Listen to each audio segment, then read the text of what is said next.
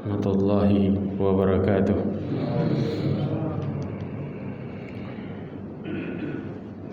Innal hamdalillah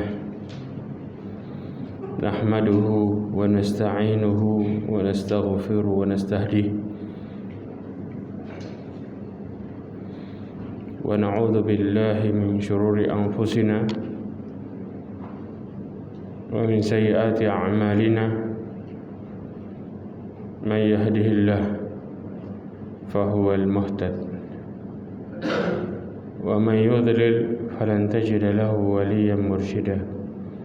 Asyhadu an la ilaha illallah wahdahu la syarika lah wa asyhadu anna Muhammadan abduhu wa rasuluh. Ballagha risalah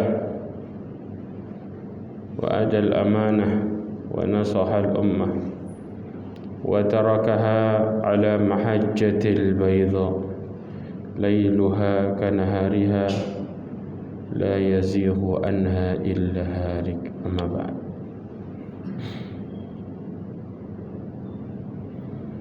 Ma'asyiral mu'minin rahimani wa rahimakumullahu jami'an. Alhamdulillah, kita bersyukur kepada Allah Subhanahu wa ta'ala dengan segala nikmat inayahnya serta hidayahnya kita bisa berkumpul di tempat ini dengan tujuan yang benar. Karena ada orang-orang yang mereka melakukan ketaatan bersamanya, mereka menyekutukan Allah Subhanahu wa ta'ala. Mereka tidak memahami bagaimana seharusnya menjadi seorang hamba yang Allah ridhoi. Maka Allah Subhanahu wa ta'ala menegur kita semua dalam beribadah di dalam masjid. Allah mengatakan wa annal masajida lillah fala tad'u ma'allahi ahada. Allah mengatakan, menyandarkan masjid merupakan milik Allah Subhanahu wa ta'ala. Wa annal masajida, masjid-masjid itu adalah milik Allah, untuk Allah. Maka jangan engkau berdoa kepada selainnya bersamanya. Artinya jangan pernah kita di dalam masjid beribadah namun kita peruntukkan untuk yang lainnya. Untuk yang lainnya apa? Kita peruntukkan ibadah kita juga supaya mendapatkan pandangan baik dari manusia. Ini juga nggak boleh. Ini larangan keras. Ketika niat kita hanya ingin untuk mencari popularitas supaya dipandang baik, selesai. Ini yang disebut dengan apa? Mereka beribadah juga karena yang lainnya. Ma'asyarul mu'min rahimani wa rahimakumullah.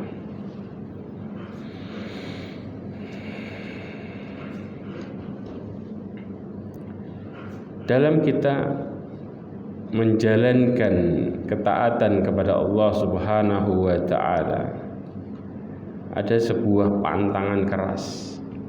Ketaatan itu dasarnya yaitu tauhid. Dari tauhid Allah Subhanahu wa ta'ala menurunkan kepada mereka petunjuk.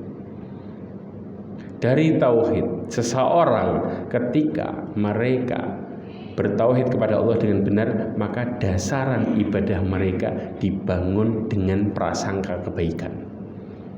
Amin. Dan prasangka kebaikan ini mereka akan bawa dan pengaruh besar sampai ketika mereka meninggal. Bahkan Rasulullah SAW mengatakan dalam hadisnya, kata Rasulullah SAW, la yamutanna ahadakum illa wa huwa yuhsinu dzan billah. Kapan Rasulullah nasihatin ini? 3 hari mau meninggal. Ini nasihat keluar 3 hari mau meninggal. Di akhir nasihat Rasulullah mengatakan, janganlah kalian meninggal kecuali dalam keadaan berbaik sangka sama Allah SWT. Karena berapa banyak orang-orang yang mereka beribadah, namun ketika mereka menghadapi ibadah dan takdirnya masih berburuk sangka sama Allah Subhanahu wa taala. Dan hati-hati, semakin dekat ajal, semakin setan menggoda dengan kuat. Kenapa? Manusia itu hidup tergantung akhirnya. Sebagaimana Rasulullah SAW mengatakan, innamal a'malu bil khawatim. Sesungguhnya amalan itu tergantung penutupnya. Dan penutup itu dibangun berdasarkan hidup seseorang. Kita tidak bisa menghukumi seseorang berdasarkan bagaimana zahirnya. Banyak orang yang zahirnya mereka melakukan ketaatan, tapi batinnya bermasalah. Sedangkan Allah Subhanahu wa ta'ala menghukumi setiap hambanya tergantung bagaimana ketakwaannya. Bahkan Ibnu Qayyim Al-Jauzi dan ulama yang lainnya melihat bahwa sesungguhnya hati seperti pimpinan sebuah pasukan. Kalau hati itu baik, maka pasukannya akan mengikuti apa kata pimpinan. Sebagaimana Rasulullah SAW mengatakan, idza saluhat saluhal jasadu kullu wa idza fasadat fasadal jasadu kullu ala wahyil qalb. Kalau baik maka semua baik, kalau buruk maka semua buruk. Itu adalah hati. Bahkan Mu'ad ibn Jabal radhiyallahu anhu, ya, dia mengatakan amal soleh itu terbangun dengan 4 hal. Amal soleh seseorang itu terbangun dengan 4 hal. Yang pertama ilmu, ya. Yang kedua niat yang benar. Lihat, ya. Yang ketiga yaitu kesabaran. Dan yang terakhir adalah al-ikhlas. Coba semua ini, ya, ilmu kita bicara tentang pemahaman. Tapi kalau kita bicara masalah niat, balik kemana? Hati. Kita bicara masalah ikhlas, balik kemana? Hati. Ya, artinya dasaran-dasaran ini. Kalau kita zahirnya taat, tapi hatinya menyelisihi, bahkan menduakan Allah Subhanahu wa ta'ala, maka ini bencana besar dalam hidup. Bencana yang membuat Allah membuat hambanya semakin terpuruk. Makanya berapa banyak orang-orang yang kemudian mereka zahirnya taat, tapi mereka tetap melakukan kemaksiatan bersama dengan ketaatannya. Yang masalah di mana nih? Niatnya. Yang masalah di mana? Hatinya. Bahkan Ibnu Rajab Al-Hambali menjelaskan ketika tentang hadis wa rajulun ya'malu bi amali ahli jannah, seseorang mengamalkan amalan ahli surga, hatta ma bainahu wa bainahu illa dhira, sampai-sampai antara dirinya sama surga tinggal sejengkal. Ya, artinya apa? Mati dalam posisi itu dia masuk surga husnul khatimah. Fa yasbiqu alaihil kitab, maka takdir mendahulinya, fa ya'malu bi amali ahli nar, dia melakukan amalan ahli neraka. Ketika Rasulullah mengatakan ini, Ibnu Rajab menjelaskan apa? Seseorang kenapa bisa belok? Kata Ibnu Rajab, dohirnya orang menghukumi seseorang dari dohirnya. Dohirnya dia taat, berangkat, ya, berangkat ke masjid pertama, keluar terakhir. Kata orang apa? Saleh. Betul enggak? Tapi tidak dengan Allah Subhanahu wa ta'ala. Maka suatu saat penutupnya di akhir hidupnya Allah tampakkan bagaimana dengan hatinya. Artinya penyakitnya bakal keluar. Dari penyakit yang keluar ini, maka sifat aslinya juga keluar. Belok dia. Begitu belok, mati dalam posisi itu. Dan ini yang banyak terjadi di zaman Rasulullah. Ingat, di zaman Rasulullah bukan hanya ada para sahabat yang mereka taat, ada juga orang munafik. Dan Allah tampakkan sifat orang munafik bahkan di akhir hidupnya bagaimana dengan mereka. Allah tunjukkan ada yang mati bunuh diri padahal mereka habis jihad.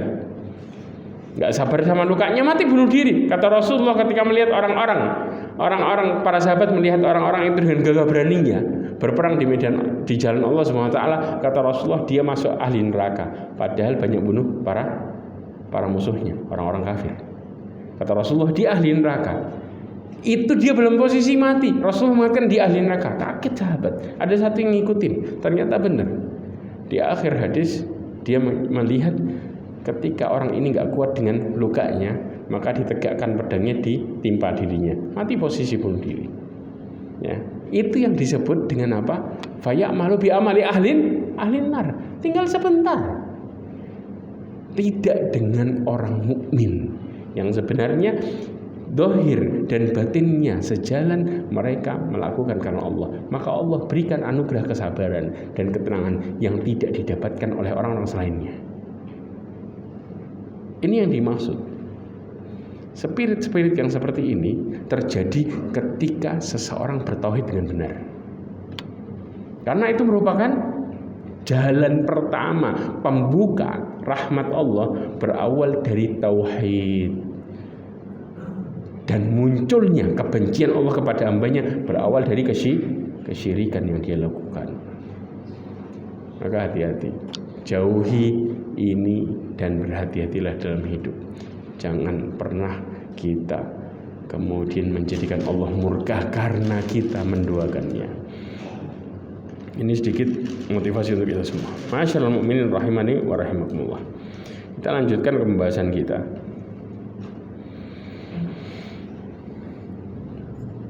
Dikatakan oleh Ibnu Qayyim al-Jauzi menjelaskan tentang penjelasan yang kemarin. Fa'ulima anna ja'ala syai' sababan litakfir la yamna'u ay yatasa'ad huwa wa sababun akhar ala takfir. Dikatakan berdasarkan penjelasan yang sebelumnya, diketahui bahwa dijadikannya suatu sebab terhapusnya dosa tidak menghalanginya untuk turut menopang sebab yang lainnya yang mampu menghapuskan dosa juga. Jadi penghapus dosa ini bukan cuma satu, yaitu dijauhkannya dosa-dosa besar, tidak. Artinya semakin banyak sebab penghapus dosa, maka semakin kuat dosa tersebut terhapuskan. Kemudian wayakun takfir ma'ijtima'i sababaini aqwa wa atamma minhu ma'anfiradi ahadihima. Dan terjadi bahkan penghapusan dosa berkumpulnya dua sebab menjadi lebih kuat dan lebih sempurna daripada hanya satu sebab saja. Ini Ibnu Qayyim menjelaskan seperti ini. Wa atamma minhu, dikatakan wa kullama qawiyat asbabut takfir kana aqwa wa atamma wa ashmal. Dan setiap penyebab penghapus dosa semakin kuat, maka dosanya terhapuskan semakin sempurna. Paham ya? Semakin sempurna nih, bagaimana dosa dihapuskan semakin baik? Orangnya akan menjauhi sejauh-jauhnya. Mereka benci sama dosa itu dan nggak mau balik lagi. Ini yang disebut dengan apa?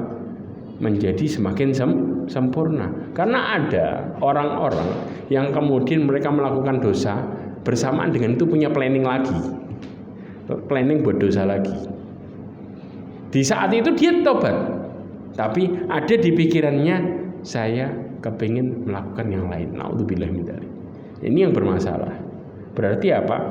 Pengakuan dosanya itu murni bukan karena rasa takutnya sama Allah, tapi ada sebab yang lain yang menjadikannya seakan-akan ingin melakukan hal yang lain. Karena apa? Banyak orang-orang yang kemudian melakukan dosa karena penasaran dan lain sebagainya, dan juga mengikuti hawa nafsunya, dan mereka meremehkan dosanya juga. Banyak sebab yang menjadikan seseorang terperosok dalam dosa. Kemarin kita sudah bahas bagaimana efek dari dosa tersebut. Nah, maka kita sekarang ini bahas pelebur dosa itu bukan cuma satu atau dua. Syekhul Islam Ibnu Taimiyah menyebutkan di dalam Majmu'ul Fatawanya itu ada 10 penyebab peleburnya dosa. 10. Kita bisa bayangin dengan dalil-dalil yang ada. Kita akan sebutkan satu-satu dari 10 ini. Yang pertama, penyebab terhapusnya dosa yang paling besar adalah taubat. Itu jelas. Dan ini yang diajarkan siapa? Diajarkan Allah Subhanahu wa taala kepada nabinya, Nabi Adam pertama kali. Fatalaqa Adamu min rabbih kalimatin fataba alaihi. Allah Subhanahu wa taala memberikan perkataan kepada Nabi Adam buat bertobat. Maka kemudian dia bertobat dengan perkataan tersebut. Taubat ini Allah Subhanahu wa taala berfirman, ayat yang masyhur surat Az-Zumar ayat 53. Qul ya ibadiyalladzina asrafu ala anfusihim la taqnatu min rahmatillah innallaha yaghfirudz dzunuba jami'a innahu huwal ghafurur rahim. Yang pertama, Allah SWT berfirman, ya wahai hambaku yang melampaui batas, keluar dari jalur sejauh apapun yang dilakukan dari kesalahannya. Ya, kata Allah apa? Jangan engkau putus asa dari rahmat Allah. Makanya, kenapa Allah katakan rahmat Allah masalah taubat? Karena Allah mengatakan innallaha ghafurur rahim. Jadi ketika Allah mengampuni hambanya, itu bentuk kasih sayangnya kepada hambanya. Maka Allah Subhanahu wa taala mengatakan bersama ampunannya itu rahmat bersamanya. Artinya setelah hambanya bertobat, Allah berikan kasih sayangnya bersamanya. Tapi tidak akan datang kasih sayang sebelum taubat dilakukan. Nggak akan pernah keutamaan Allah datang kalau temboknya belum diruntuhin. Karena penghalang antara diri kita sama Allah apa? Dosa. Semakin besar dosa seorang hamba, semakin besar juga kesusahan mereka dalam melakukan ketaatan. Coba kita sadar diri kita, silahkan muhasabah. Cari dalam hidup kita, ada nggak yang habis maksiat kemudian khusyuk? Mustahil.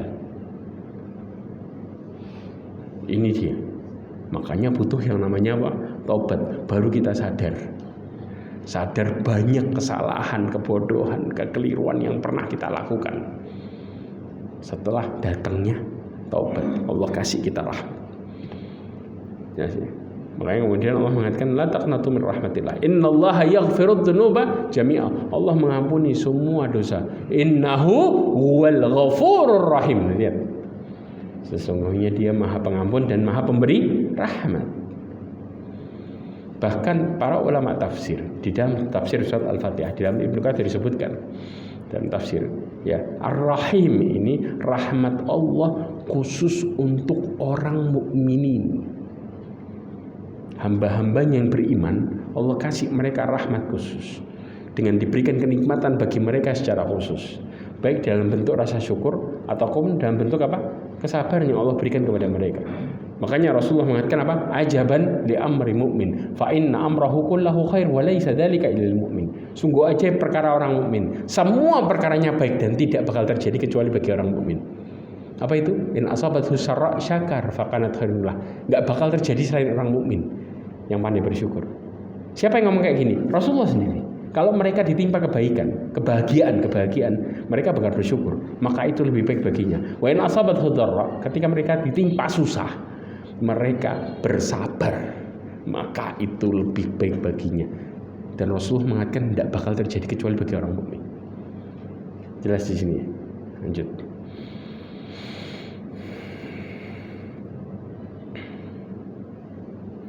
Kemudian Allah juga mengatakan di masalah taubat dalam surat At-Taubah 104. Allah mengatakan alam ya'lamu annallaha huwa yaqbalu taubata an ibadihi wa ya'khudhu sadaqati wa annallaha huwat tawwabur rahim.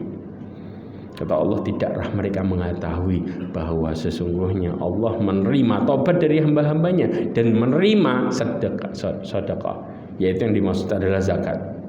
Dan bahwasanya Allah Maha Penerima taubat lagi Maha Penyayang.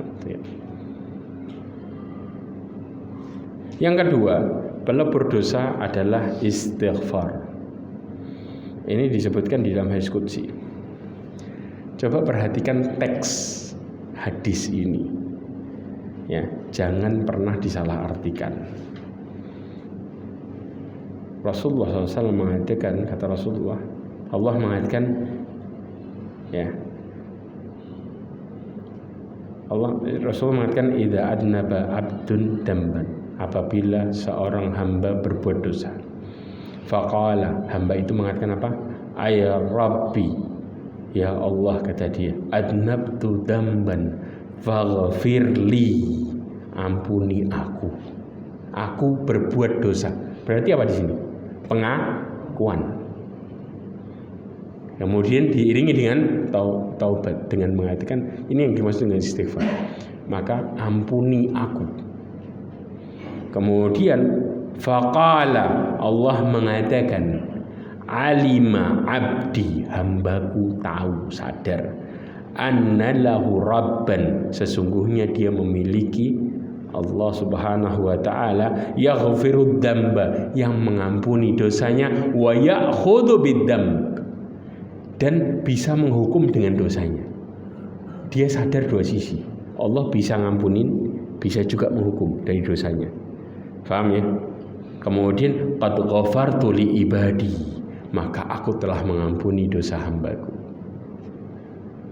Satu. Terus lagi, tsumma adnaba dzamban akhar. Kemudian dia melakukan dosa yang lainnya. Kita tidak dikatakan dosa yang sama, dosa yang lainnya. Faham di sini ya? Maka kemudian dia mengatakan faqala ay rabb adnabtu dzamban, kata dia apa? Aku berbuat dosa yang lain. Faghfirli, dia mengatakan aku berbuat dosa yang lain, maka ampuni aku. Faqala rabbah, Allah mengatakan apa? Alima abdi anna lahu rabban yaghfiru bidzamb, dia memiliki Allah yang mengampuni dosanya, wa ya'khudhu bihi, dan Allah juga bisa menghukum dengannya. Maka Allah mengatakan qad ghafartu li abdi, maka Allah telah mengampuni dosanya. Tiba-tiba apa? Fayaf'alu ma syaa, maka dia melakukan sekehendaknya. Maksudnya melakukan lagi, tiba-tiba kepleset lagi. Kemudian Rasulullah mengatakan fi tsalitsa au fi rabi'ah, yang ketiga atau yang keempat atau yang lain. Artinya selama kita melakukan taubat dan mengakui dosa kita, ini enggak disebutin dosa yang sama, dosa yang lain. Berarti apa? Allah tahu hambanya gampang berbuat dosa. Paham di sini ya? Nah, alasan kenapa Allah subhanahu wa ta'ala membuat kita punya kekurangan sifat gampang kepleset. Rasulullah SAW mengatakan dalam hadisnya yang diriwayatkan oleh Muslim. Perhatikan hadis ini baik-baik. Kata Rasulullah, lau lam tudnibu, kalau kalian tidak berbuat dosa. Ya. Rasulullah mengatakan seandainya kalian tidak berbuat dosa sama sekali, la dahaballahu bikum, maka Allah akan membinasakan kalian. Kemudian apa? Wala jaa biqaumin yudnibun thumma yastaghfirun fayaghfiru lahum, maka Allah mendatangkan suatu kaum yang dia berbuat dosa kemudian minta ampun, maka Allah akan ampuni. Tahu? Ini berkaitan dengan hadis yang lain. Hadis yang lain, kata Rasulullah SAW, jawabannya ada di hadis yang lain. Kata Rasulullah, laulam tudnibun, kalau kalian tidak berbuat dosa, la khasyitu alaikum, aku takut terhadap diri kalian perkara yang lebih besar dari itu. Kalau kalian tidak berbuat dosa sama sekali, nggak pernah salah sama sekali, aku takut perkara yang lebih parah daripada itu. Yaitu apa? Al-ujubul ujub, bangga diri. Itu lebih parah daripada seseorang yang kemudian berbuat dosa. Tahu efek dari ujub? Orang kalau sudah bangga diri, berapa banyak para pemimpin yang kemudian bangga diri merasa semua ini terjadi karena dirinya. Muncul Fir'aun, muncul Qarun, muncul Haman, dan yang lainnya. Mana yang lebih parah?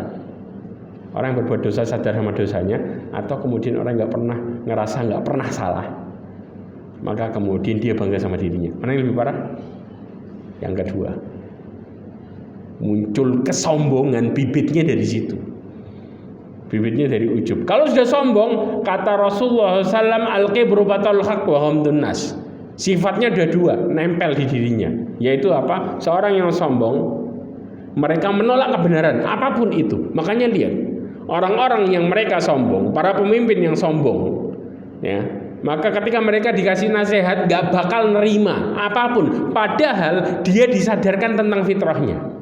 Kayak ceritanya siapa? Nabi Ibrahim sama siapa? Namrud. Coba, itu namanya patungnya, ya, ada patung Namrud di tengah-tengahnya, ya, patung yang lainnya dihancurin, ya, kemudian goloknya, kampaknya ditaruh di posisi tangannya Namrud di patungnya. Kata orang-orang, ya, ketika ditanya nih, kenapa engkau hancurin ini? Jangan, kata Nabi Ibrahim, jangan tanya saya. Lihat tuh, mungkin yang melakukannya yang gedenya. Siapa? Pas patungnya Namrud di situ. Yang nggak dihancurin. Mereka, mana bisa patung ngelakuin? No, subhanallah. Dalam posisi seperti itu, Nabi Ibrahim nyadarin mereka. Lah terus kenapa kalian nyembah? Sempat terdiam mereka. Sempat diem. Tapi apa yang terjadi? Balik lagi karena sombongnya, maka kemudian nggak terima ini. Padahal diem, iya ya. Lah ngapain kita sembah? Sempat terdiam mereka dan berpikir. Fitrahnya balik, tapi kemudian karena kesombongan tutup tuh fitrah. Jelas ini, dan ini lebih bahaya daripada kita melakukan dosa berkali-kali. Karena orang yang berdosa ngerasa dia salah dan dia lemah dan dia butuh yang ngampuni dosanya supaya hidupnya baik. Makanya itu alasan kenapa Allah Subhanahu wa taala buat kita kurang, supaya kita butuh sama yang maha sempurna. Balik. Itu tujuannya. Makanya apa? Rasulullah mengatakan Allah akan binasakan kalian karena manusia ini kalau sudah nggak ngerasa salah bahaya. Bahayanya mulai dia bangga sama dirinya. Oh, alhamdulillah saya berhasil melakukan amal soleh. Sampai kata ulama, ada orang yang melakukan amal soleh, dari amal solehnya dia masuk neraka. Gara-gara apa? Bangga sama amal solehnya. Ada orang yang melakukan dosa, dari dosanya dia masuk surga karena dia sadar sama kesalahannya dan dia bertobat dan menyesali kesalahannya. Lanjut lagi, yang ketiga adalah amal kebaikan merupakan pelebur dosa. Tapi pelebur dosa apa di sini? Pelebur dosa kecil. Kita sudah pernah bahas ini. Ya. Allah Subhanahu wa taala mengatakan dalam surat Hud ayat 114. Kata Allah Subhanahu wa taala, wa aqimis salata tarafayn nahari wa zulfan minal laili innal hasanati yudhibnas sayyi'at. Allah mengatakan, dan dirikanlah salat pada kedua tepi siang, pagi dan petang maksudnya. Dan bagian permulaan pada malam hari. Sesungguhnya perbuatan-perbuatan yang baik dapat menghapuskan dosa atau perbuatan buruk. Maksudnya apa? Di dalam hadis Rasulullah dikatakan salawatil khams, salat 5 waktu, Jum'ah ila Jum'ah, Jumat ke Jumat, Ramadan ke Ramadan, mukaffiratun lima bainahuma idza ujtinibatil kaba'ir, menghapuskan dosa di antara keduanya. Artinya amal-amal taat nih penghapus semua nih. Tapi kalau dijauhi dosa besar, berarti yang dihapusin apa? Dosa kecil.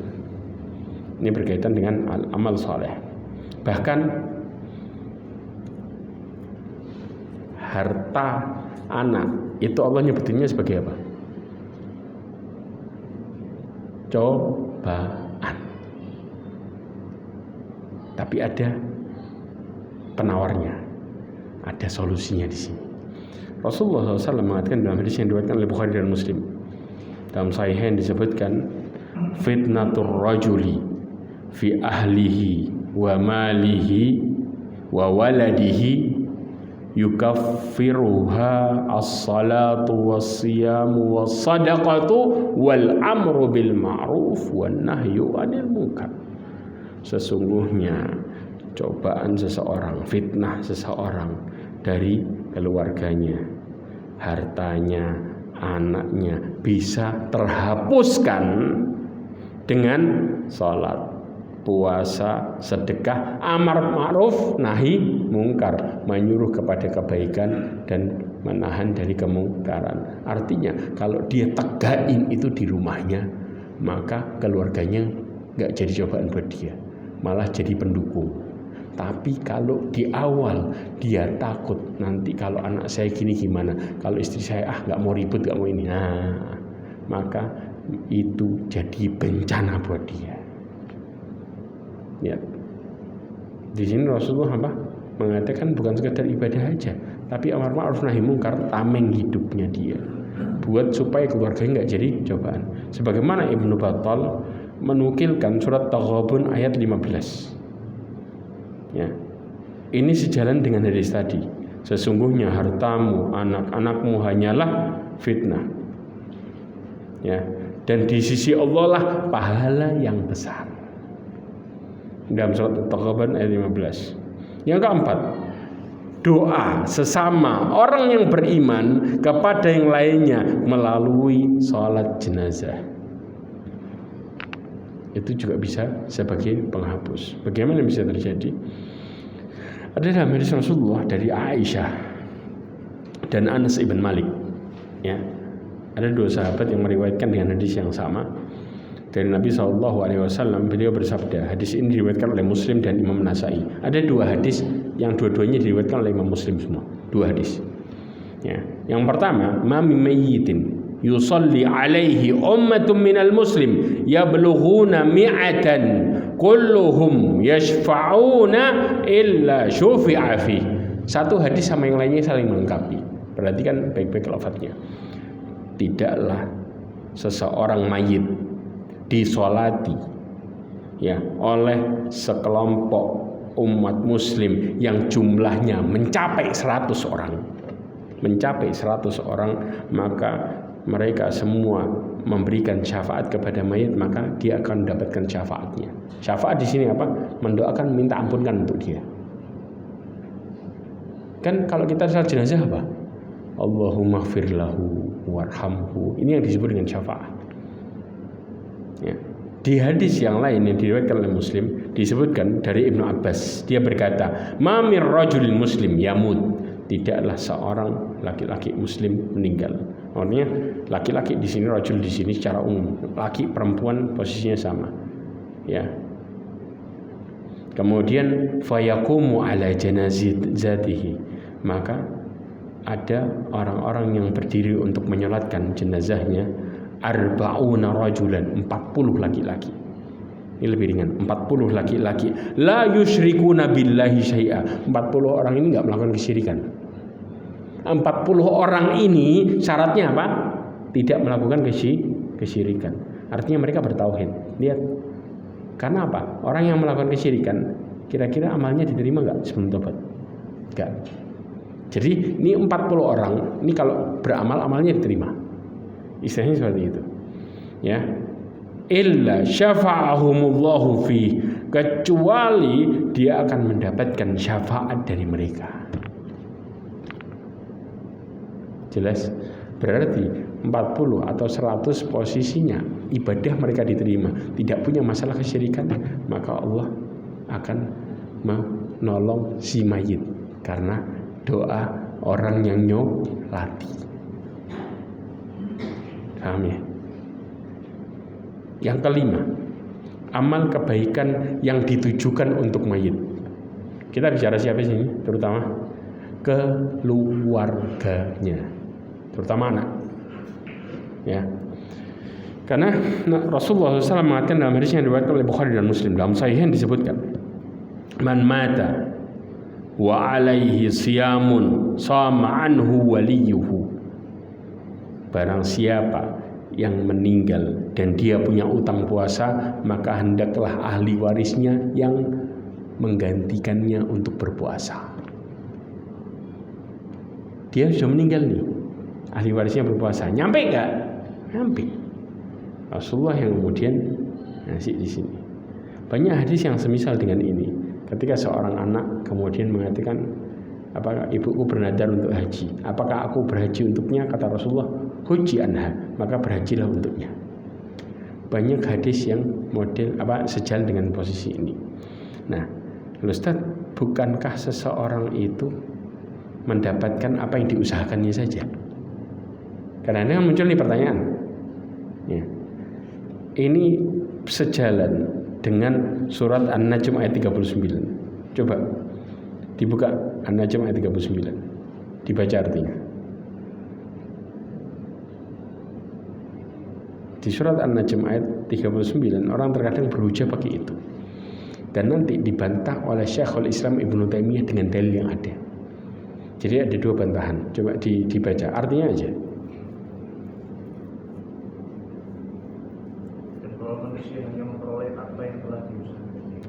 Bahwa manusia hanya memperoleh apa yang diusahakannya. Illa masya'a. Paham ya di sini. Nah, kadang orang loh, kan ayat ini menjelaskan. Nah, perhatikan baik-baik bagaimana rahmat Allah kepada hambanya. Yang pertama, dalil-dalil sahih secara mutawatir, kata Syekhul Islam Ibnu Taimiyah menjelaskan, ditambah dengan sepakatan para ulama bahwa seorang mukmin akan mendapatkan manfaat dari amal yang bukan ia usahakan, seperti doa atau permintaan ampun dari para malaikat. Bayangin, malaikat itu doain.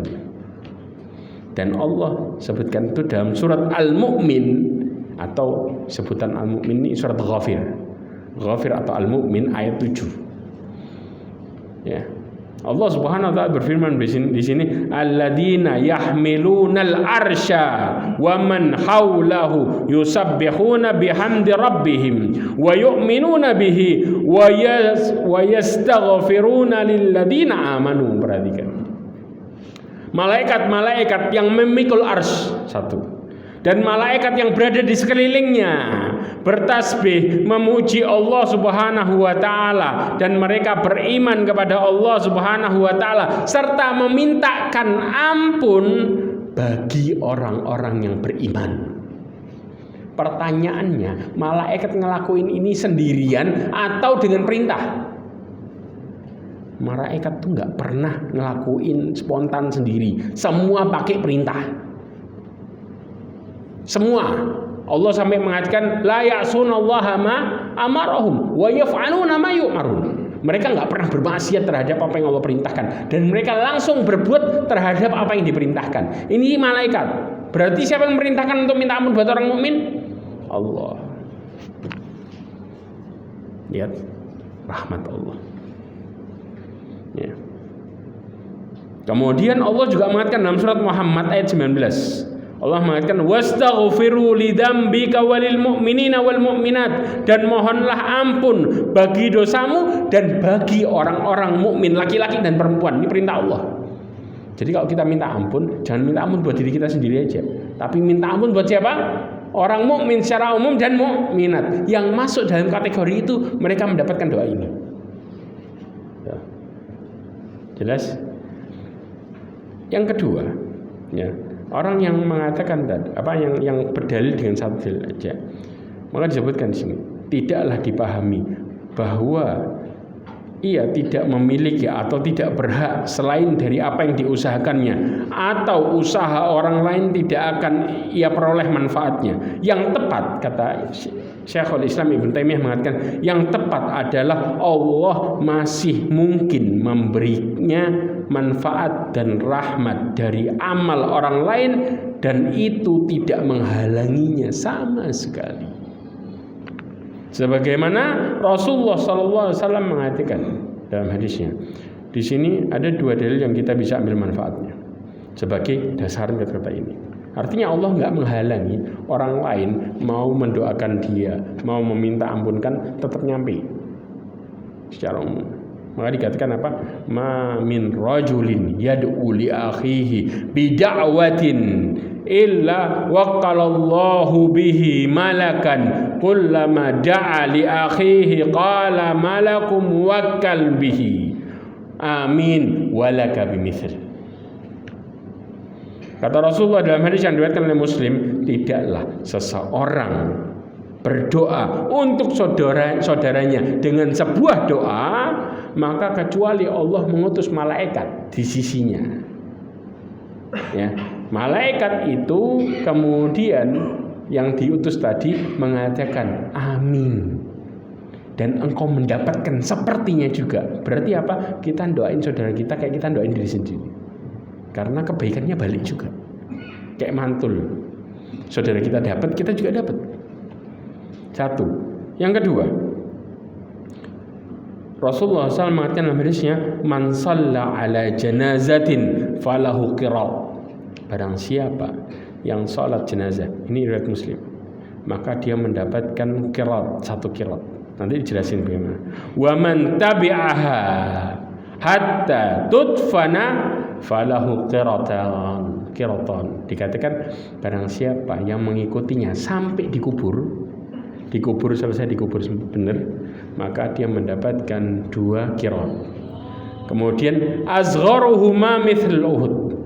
Qirat ini ukuran yang paling kecil, minimal kayak gunung Uhud, Mas. Paling kecil loh. Berarti apa?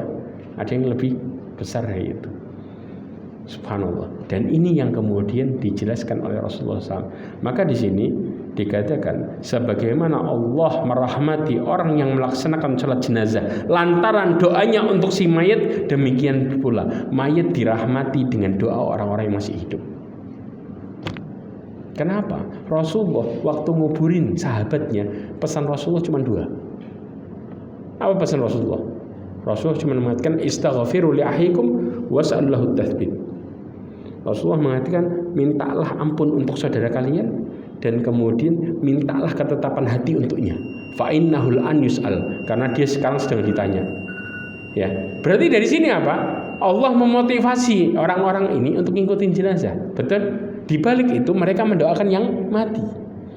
Yang hidup dapat manfaat, yang mati juga dapat manfaat. Subhanallah. Ya, dan ini penghapusan dosa. Ya. Yang ke-6, cepat. Syafaat dari Nabi SAW. Lihat syafaat dari Nabi buat siapa? Yang mendapatkan syafaat Rasulullah, umatnya, umat yang ngikutinya, bukan yang nyeleweng. Kita nggak bicara dengan yang menyeleweng, umat yang mengikutinya. Kenapa? Karena orang-orang yang menyeleweng dari ajarannya, ketika mereka datang ke Telaga Al-Kautsar, malaikat menghalanginya. Kata Rasulullah, umatku. Malaikat mengatakan, sesungguhnya mereka bukan umatmu. Kenapa? Yuharrifuna ba'dak, mereka menyeleweng ajarannya setelahmu. Kita nggak bicara yang ini, kita bicara umat yang sebenarnya. Dikatakan syafaati li ahlil kabairi min ummati. Hadis riwayat Abu Daud dan Tirmidzi dan Imam Ahmad, dan hadis ini disahihkan oleh Albani. Dikatakan syafaatku untuk umatku bagi yang melakukan dosa besar. Dosa besar. Paham ya? Bayangin. Berarti apa? Orang yang berkeyakinan tentang masalah taubat aja ini terbantahkan dengan dalil yang ada. Artinya Rasul memberikan syafaat bagi umatnya yang melakukan dosa besar. Mereka mendapatkan syafaat pertolongannya. Kemudian juga Nabi SAW mengatakan khuyyirat baina ayyadkhula nisfu ummati jannah. Rasulullah SAW menceritakan hadis dalam hadis yang diriwayatkan oleh Tirmidzi, Ibnu Majah, Imam Ahmad, ya. Hadis ini disahihkan oleh Albani. Dikatakan Rasulullah diberikan pilihan antara masuk setengah umatnya ke surga, wa baina syafa'ah, atau antara dia memberikan syafaat, ya, diberikan syafaat. Fakhtartu syafa'ah, maka aku memilih syafaat. Ya, kenapa? A'am wa aktsar, karena syafaat itu lebih umum dan lebih banyak manfaatnya. Jadi bukan cuma setengah aja, bisa lebih dari setengah. Maka kemudian apa? Atarawna halil muttaqin, sahabat tanya, apakah itu syafaat khusus untuk orang bertakwa yang kau berikan? Kata Rasulullah, la, enggak. Tapi bagi siapa? Walakinnaha lil mudnibin al mutawallawithin al khatiin. Bayangin, untuk orang pendosa, ya, kemudian orang yang kotor, yang berbuat kesalahan banyak. Artinya ulama mengartikan dosa besar. Jelas di sini. Yang ke-7 yaitu musibah di dunia. musibah menjadikan penghapus dosa. Sebagaimana hadis Rasulullah SAW secara umum yang diriwayatkan Bukhari dan Muslim, ma yusibul mu'min, ya, min wasabin wala nasabin wala hammin wala hazanin wala ghammin wala ada hatta syaukatu yashuquha illa kafarallah biha khatayah. Dikatakan tidaklah menimpa seorang mukmin rasa sakit, capek, khawatir, letih, sedih, kesusahan hati, sampai sesuatu yang menyakiti, duri yang menusuk sekalipun, kecuali Allah menghapuskan dosanya. Jelas? Yang ke-8, 9, 10, yaitu yang pertama, yang ke-8 ujian di alam kubur. Itu juga dikatakan oleh Syekhul Islam Ibnu Taimiyah sebagai penghapus. Kemudian kengerian dan kesulitannya pada hari kiamat. Bayangin, ini orang mukmin kita bicara, bukan orang kafir. Dan juga rahmat Allah dan ampunan dari Allah Subhanahu wa taala. Ya, yang dilakukan oleh seorang hamba. Ini juga sebagaimana hadis syafaat. Ketika nanti datang di hari hisab, seseorang mendatangi Allah Subhanahu wa taala, dia tidak melakukan kesyirikan sama sekali, maka Allah mendatanginya. Dia mendatangi dengan sebesar bumi dosa. Ya, tapi tidak melakukan kesyirikan, maka kata Allah apa? Fa'ataituha biqurabiha maghfiratan. Aku mendatanginya dengan sebesarnya juga ampunan. Satu bumi dosa ketemu satu bumi ampunan, habis dia masuk surga. Tapi modalnya apa? Terbesarnya tidak syirik. Makanya tauhid itu penting di sini. Tapi kalau sudah syirik, sudah ma'assalamah. Allah nggak bakal melihat dia, bahkan dicampakkan nasibnya kayak orang kafir persis. Na'udzubillah min dzalik. Jauhi ini. Kalau kita tidak melakukan kesyirikan, rahmat Allah akan muncul dari situ. Allah akan memberikan hidayah dari tauhidnya. Jelas ya? Wallahu a'lam bishawab. Mudah-mudahan dengan ini kita paham. Insyaallah berikutnya kita akan bahas tentang ada orang yang tertipu dengan prasangka baiknya Allah Subhanahu wa taala. Bagaimana prasangka itu harusnya terjadi? Ya, langkah-langkah prasangka dan efek prasangka tersebut apa? Kita akan bahas di pertemuan berikutnya, insyaallah. Ini yang bisa saya sampaikan, kurang lebihnya mohon maaf. Mudah-mudahan Allah Subhanahu wa taala menguatkan tauhid kita semua, ya. Menjauhkan kita semua dari kesyirikan, menjaga keturunan diri kita dan keturunan kita semua dari kesyirikan, dan mudah-mudahan Allah Subhanahu wa taala memberikan diri kita dan keturunan kita petunjuk sehingga kita mudah melakukan ketaatannya dan menjauhi larangannya, serta menutup hidup kita semua dengan husnul khatimah. Subhanakallahumma bihamdika asyhadu an la ilaha illa anta astaghfiruka wa atubu ilaik. Wassalamualaikum warahmatullahi wabarakatuh.